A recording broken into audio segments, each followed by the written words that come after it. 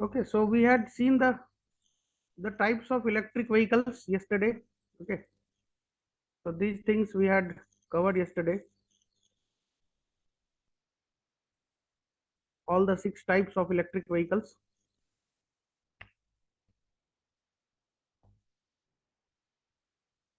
So now,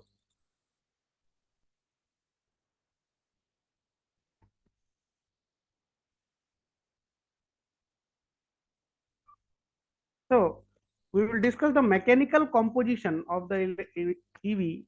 So जो major components और interconnection है, सो हमने देखा है कि हमारे पास एनर्जी सोर्स होगा, वो भले ही हाइब्रिड सोर्स में हमारे पास गैसोलीन हो सकता है, या या बैटरी हो सकता है, या हाइड्रोजन हो सकता है। So what ever energy source, उसके थ्रू हम प्रोपल्सन करा सकते हैं, जो कि डायरेक्टली व्हील्स को ट्रांसफर होता है, जिससे हमें मैकेनिकल पावर मिलता है इलेक्ट्रिक व्हीकल को प्रोपल्सन के लिए। और एनर्जी सोर्स से auxiliary power, so what is the meaning of auxiliary power? Mechanical जो व्हील्स का मूवमेंट है, उसके अलावा जो बाकी पावर हमें जरूरत होती है, उसको हम ऑक्सिलरी पावर बोलते हैं। जैसे लाइटिंग के लिए, या वाइपिंग के लिए, या विंडोज को ऑपरेट करने के लिए, और जो भी ऑक्सिलरी पावर की जरूरत पड़ती है, सो वहां पर, या ब्रेकिंग के लिए, ये सारे हम एनर्जी सोर्सेस को ऑक्सिलरी पावर में भी यूज कर सकते हैं। So some part of the energy source is use for the propulsion, and the some part is use for the auxiliary sources. Okay, so ये सारी चीजें जो है वो हम यूज करते हैं, जैसे एसी, फैन, लाइटनिंग, ये सारे जो हैं ये ऑक्सिलरी लोड्स कहलाते हैं। ओके, नाउ अगर हम कंपेयर करें, तो battery electric vehicle, hybrid electric vehicle और फ्यूल सेल इलेक्ट्रिक व्हीकल में, ओके, सो प्रोपल्सन की बात करें तो इलेक्ट्रिक मोटर ड्राइव्स होते हैं बैटरी इलेक्ट्रिकल व्हीकल में। हाइब्रिड इलेक्ट्रिक व्हीकल में भी इलेक्ट्रिक मोटर ड्राइव हो सकते हैं, और आईसी इंजन ड्राइव भी हो सकते हैं। ओके, एंड फ्यूल सेल में ओनली इलेक्ट्रिक मोटर ड्राइव होते हैं, क्योंकि फ्यूल सेल से क्या होता है, हाइड्रोजन से डायरेक्टली हम इलेक्ट्रिकल में कन्वर्ट कर लेते हैं, and that is driven, that drives the motor. Okay, energy system, battery electric vehicle में एनर्जी सिस्टम जो होता है वो बैटरी हो सकता है, अल्ट्रा कैपेसिटर हो सकता है। कल हमने अल्ट्रा कैपेसिटर की थोड़ी सी बात की थी। तो अल्ट्रा कैपेसिटर क्या चीज है? अल्ट्रा कैपेसिटर एक ऐसा एनर्जी सोर्स है, बैटरी की तरह ही है, जो कि हमें इंस्टेंटली करंट सप्लाई कर सकता है as much the system demands. तो इसका एनर्जी डेंसिटी बहुत हाई होता है, इसलिए पावर डेंसिटी हाई होता है, इसलिए हम अल्ट्रा कैपेसिटर का इस्तेमाल कर सकते हैं। Okay, but that is also very expensive, you can say. Next, hybrid में हम बैटरी का भी इस्तेमाल कर सकते हैं, अल्ट्रा कैपेसिटर का भी इस्तेमाल कर सकते हैं, और आईसी इंजन का भी इस्तेमाल कर सकते हैं, जबकि फ्यूल सेल में हम सिर्फ फ्यूल सेल का इस्तेमाल करते हैं। देन एनर्जी सोर्स और इंफ्रास्ट्रक्चर की बात करें, तो ये इलेक्ट्रिकल ग्रिड चार्जिंग फैसिलिटीज के थ्रू, इसमें हम इलेक्ट्रिकल ग्रिड के थ्रू चार्जिंग फैसिलिटीज प्रोवाइड कर सकते हैं। इसको अगर हाइब्रिड इलेक्ट्रिक व्हीकल की बात करें, तो चूंकि आईसी इंजन भी इसमें ऑपरेट हो रहा है, तो हम गैसोलीन पेट्रोल स्टेशन पे इसको रिफिल कर सकते हैं, और जो इलेक्ट्रिक पार्ट है उसके लिए हम ग्रिड चार्जिंग का इस्तेमाल कर सकते हैं, प्लग इन हाइब्रिड का भी इस्तेमाल कर सकते हैं।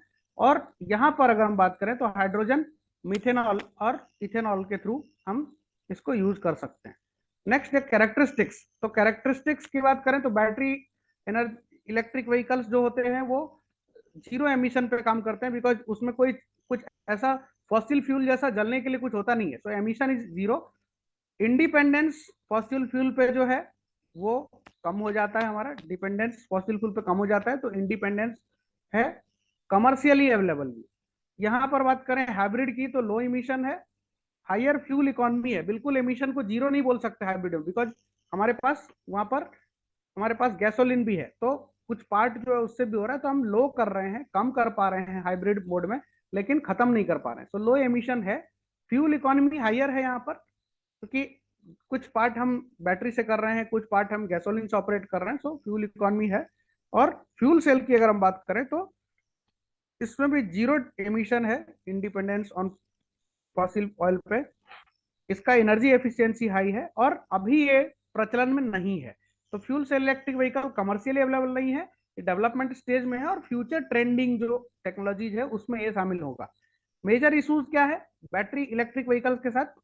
सबसे बड़ा तो लिमिटेशन ऑफ बैटरी साइजिंग, दूसरा शॉर्ट रेंज प्रोवाइड करता है, 100 से 200 किलोमीटर का ही रेंज इसमें मिलेगा, और चार्जिंग फैसिलिटीज आपके पास होनी चाहिए, जो कि अभी उतनी मात्रा में नहीं है। तो सबसे बड़ा ड्रॉबैक बैटरी इलेक्ट्रिक व्हीकल का ये है, 3 पॉइंट।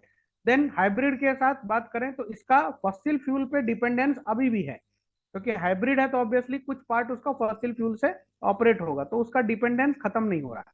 और थोड़ा कॉम्प्लेक्स है क्योंकि आपको दोनों मैकेनिज्म कैरी करना है, तो जो व्हीकल का वेट है, उसकी साइज है, उसका कॉम्प्लेक्सिटी है, उसका कॉस्ट है, सब कुछ इंक्रीज हो जाता है हाइब्रिड में। और फ्यूल सेल की बात करें तो ऑब्वियसली फ्यूल सेल खुद ही बहुत कॉस्टली है।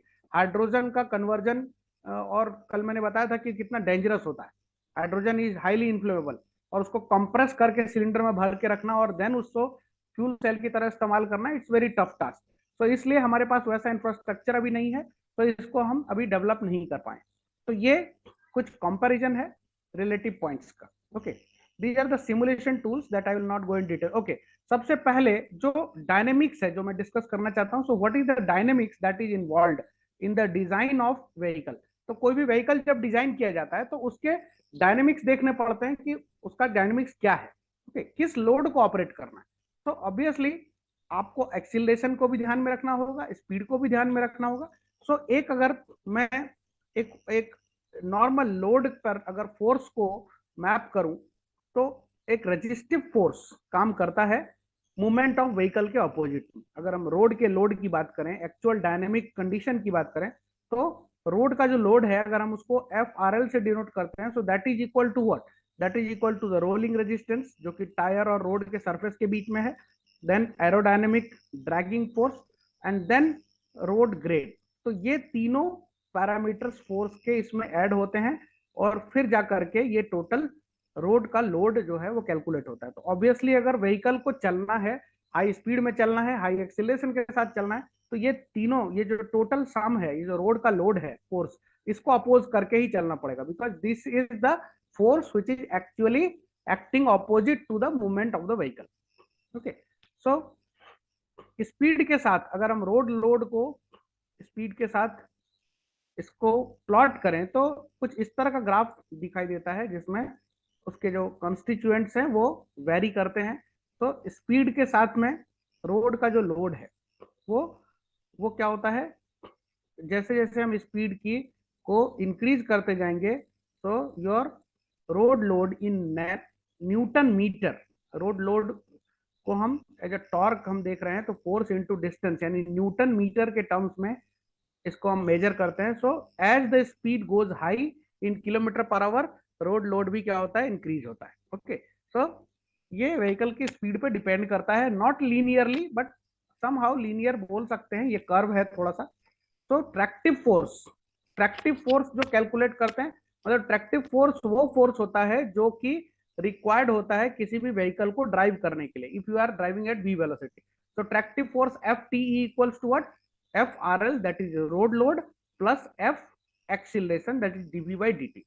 सो ऑब्वियसली अगर ये ट्रैक्टिव फोर्स लोड फोर्स के बराबर हो गया, तो व्हीकल जो है वो क्या होगा, उसको मूवमेंट नहीं मिलेगा, एक्सीलरेशन नहीं मिलेगा। सो एक्सीलरेटिंग जो फोर्स है व्हीकल को एक्सीलरेट करने के लिए वो देना जरूरी है। तो रोड लोड के एक्स्ट्रा जो फोर्स हम लगाते हैं, ओके, व्हीकल को एक्सीलरेट करने के लिए, वो समाप्त करके हमें ट्रैक्टिव फोर्स मिलता है। तो this is the tractive force. तो इलेक्ट्रिक मोटर डिजाइन मेनली किसकी चीज पर निर्भर करता है, इलेक्ट्रिक मोटर डिजाइन हम इस वे में करते हैं कि ताकि वो एक्सीलरेशन को और रोड के लोड को, दोनों ही चीजों को क्या कर सके, उसको मीट कर सके। ओके, सो अगर आप देखें तो रोड लोड तो सिर्फ ये है कि हम रोड के लोड को मैच कर पा रहे हैं, लेकिन अगर व्हीकल को अच्छे एक्सीलरेशन के साथ मूव करना है तो उसका इनिशियल एक्सीलरेशन जो है वो हाई होना चाहिए। सो अगर if you can see the plot, अगर इन दोनों को देखो, मोटर की कैरेक्टरिस्टिक्स की बात करें, तो व्हीकल वेलोसिटी और ट्रैक्टिव फोर्स, इन दोनों के ट्रैक्टिव फोर्स और व्हीकल वेलोसिटी के बीच का ग्राफ देखिए। So up to some velocity you have a constant torque region, okay, and then after that velocity you have the constant power region. तो मोटर ऑपरेट्स इन 3 रीजन, आपका जो motor है वो 3 reason में काम करेगा, एक है कांस्टेंट टॉर्क रीजन में, दूसरा है कांस्टेंट पावर रीजन में, और तीसरा नेचुरल मोड में। ओके, तो what is the differential equation actually जो इस सिस्टम को, डायनेमिक सिस्टम को गवर्न करता है। तो हम सभी जानते हैं कि